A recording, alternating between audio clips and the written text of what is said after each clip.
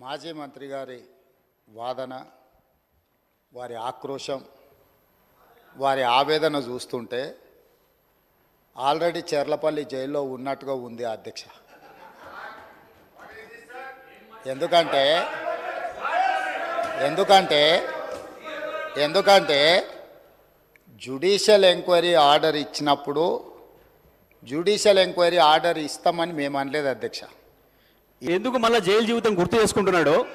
Cherlapally jail జీవితం వారికి అనుభవం కాబట్టి మళ్ళీ మళ్ళీ గుర్తు చేసుకుంటున్నట్టున్నాడు పాపం. మళ్ళీ ఎట్లా గాడికే వస్తా అనుకుంటున్నాడేమో, మళ్ళీ అక్కడికే వస్తా అనుకుంటున్నా గుర్తు చేసుకుంటున్నాడు.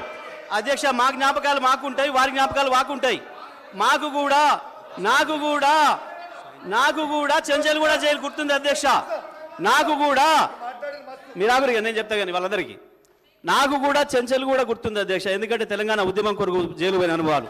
ఆయనకు చెర్లపల్లె గుర్తుంటుంది అధ్యక్ష, ఆయనకు అదే గుర్తుంటుంది అధ్యక్ష. పాపం మళ్ళీ యాద్ చేసుకుంటున్నాడు అది